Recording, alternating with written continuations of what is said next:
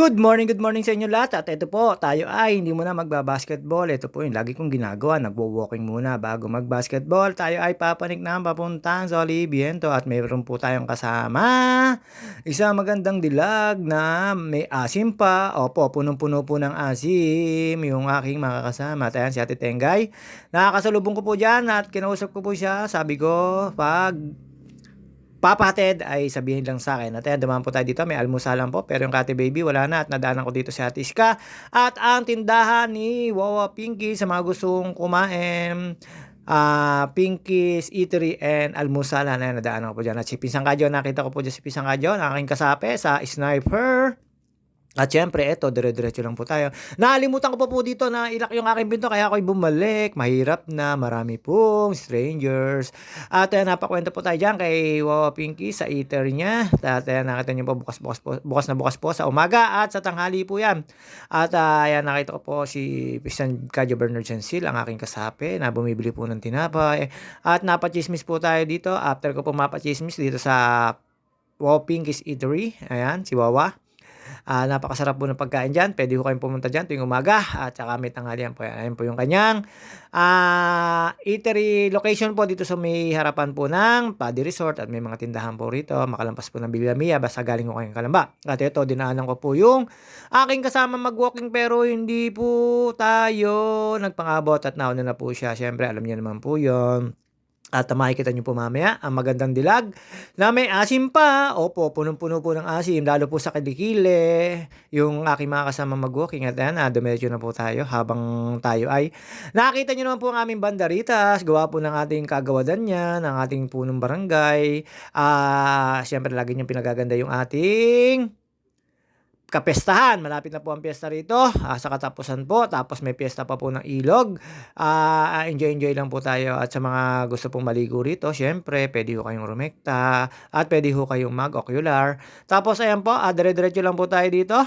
Palabas po tayo ng Kantaman Pasol, di maring di tayo magpapakita ang JT nyo. May lakad po yan. Syempre, kailangan natin magano sa next week. Papaalis po yan. Pero dito lang po yan. May drive lang po tayo.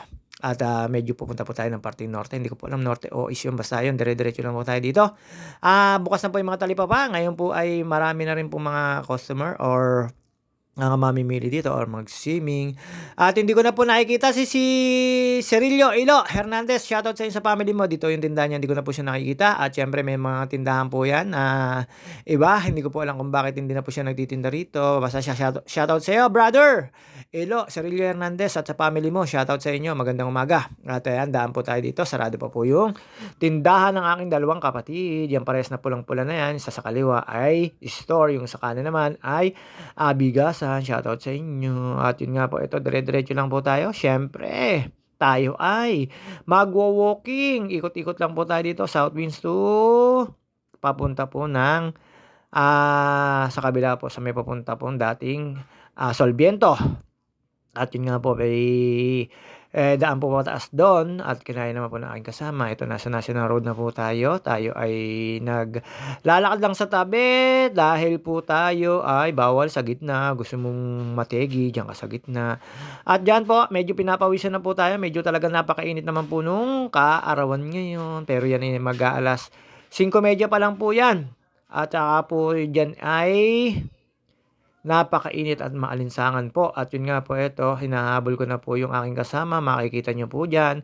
Hindi ko po masabihan na pag lumingon ka, akin ka. Kasi lumingon po talaga. Muntik na po yun. Pero syempre, alam nyo naman po, yan ay magpapapawis lang din po. At nagchismisan kami ng chismisan talaga nyan. To the max. De, joke lang po yun. Nakasabay ko po yan. Tapos, syempre, tayo ay walking lang. Kasama na rin natin nagpapapawis yan. Walaan nyo kung sino. Kayo na bahala. Sa magandang dilag na punong-puno ng asim. May asim pa sa kilikili. At yun nga po, ito, dire-diretso lang po tayo. Nandito po tayo sa tagliran namin ng National Road. Tapos yung kaanong po yan ay Monte Vista, Bacanemen, tapos Don de Rosa. Lampas lang po tayo ng Miramonte. At doon po sa mga kakilala natin, pa-shoutout yung mga admin na nag-a-approve.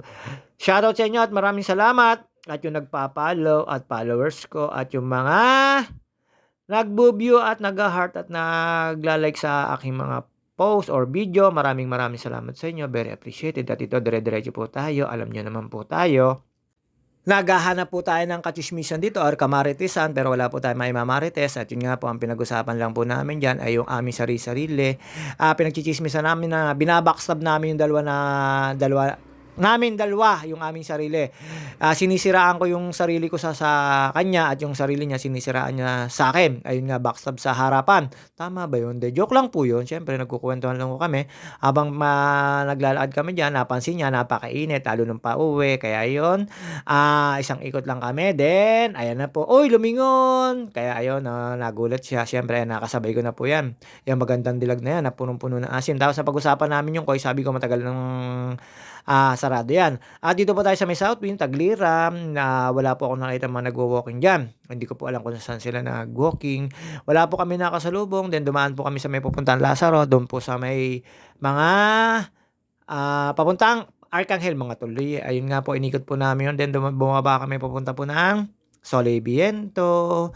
At nakita niya po doon yung simbahan sa taas at nagulat siya nang malapitan niya nakita yan. Tapos tinuro ko po yung mga dati naming pinaglawawakingan at ayaw niya dun sa may papuntang Sitio Caray. Di ko po alam kung bakit. Masyado siguro mataas. De, joke lang po yan. Basta may pinag-usapan kami na importante. Kung gusto nyo malaman, Gcash is the key. Alam nga naman ganun-ganun na lang yun. De, joke lang po yan.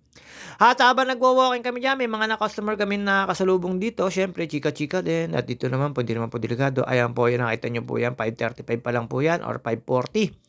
Napakatindi na po at sikat ng araw niya. Meron po kami mga kalsadang nadaan ng baha kasi mga nagde-drain. Minsan barado na kasi yung drainage dito.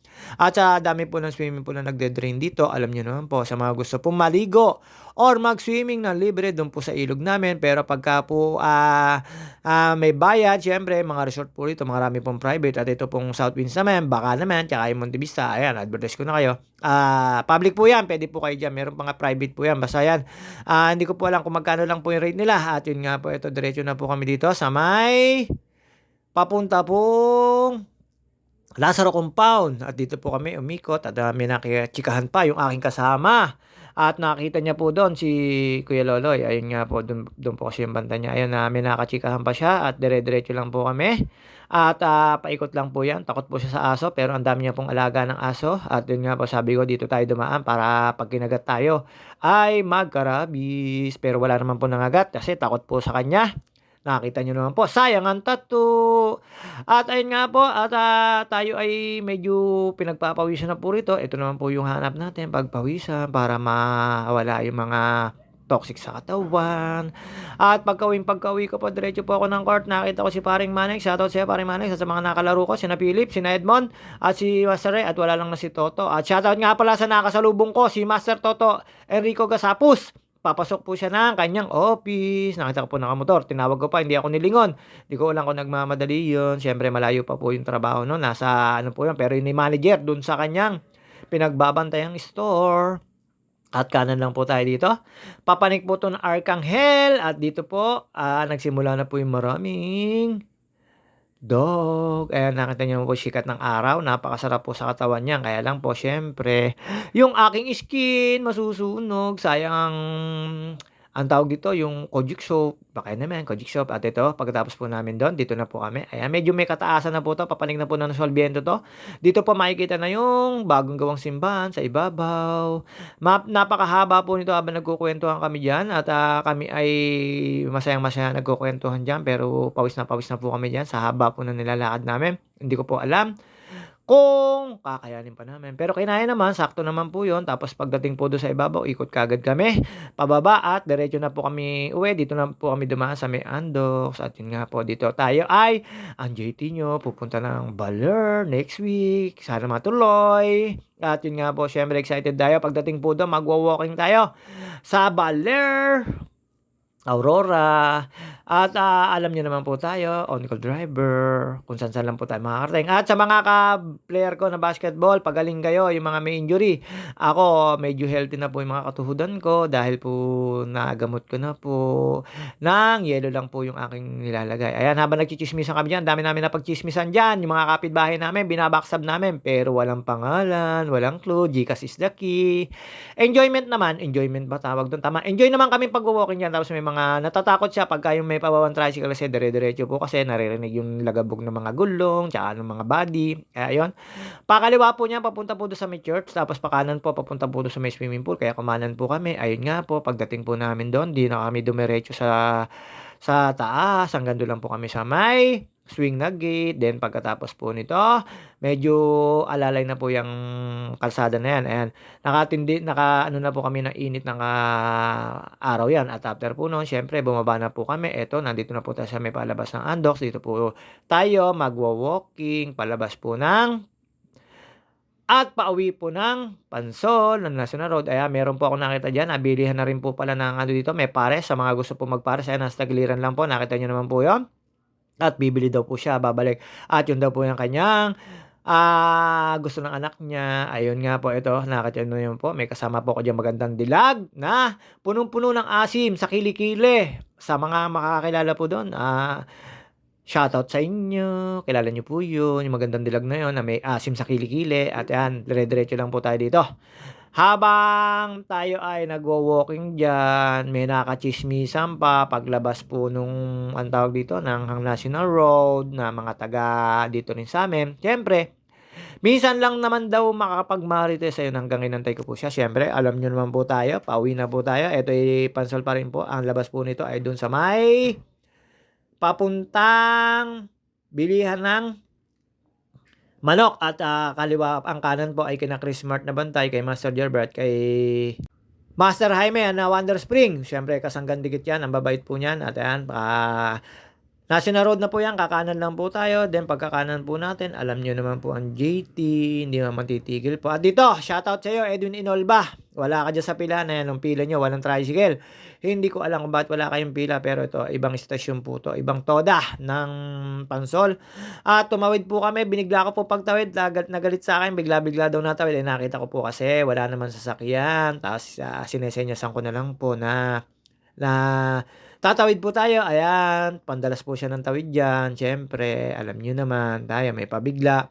At dito po pagtawid namin, may nagbigay po sa aming motor. Thank you so much na sa mga nakamotor, pinagbigyan kaming pedestrian. At diyan may nakita po siya diyan mga katsismisan. Ayun nga, iniwan ko muna siya diyan pero inantay ko pa pagdating sa kanto. Do'n po sa kanto meron po nakalagay na, ang tawag dito, street letter ba tawag dun o signage, street signage basta yun.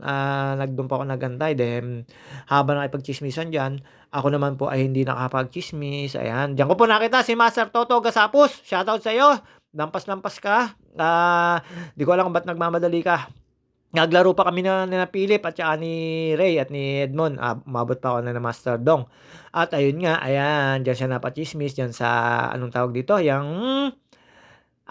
e-trike na 'yan at 'yan, ayan, mga taga-Pansol din naman 'yan, mga sina ate ano 'yan. Tapos ayun, habang iniwan ko siya diyan, andito tayo, dire-diretso lang, pauwi na po tayo. Siyempre alam niyo naman, hindi na magtatagal ang video natin. Hanggang dito na lang po ang video natin. See you on my next video mga ka-JT.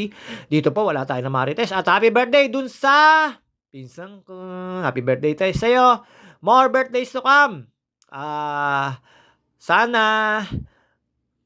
ano ba tawag dito, makapagsama-sama tayo ng OG family. Babus mga JT, nandito na lang po tayo. Ayan po yung sinasabi ko, Resurrection Street. Mga ka-JT, see you on my next video. Babus!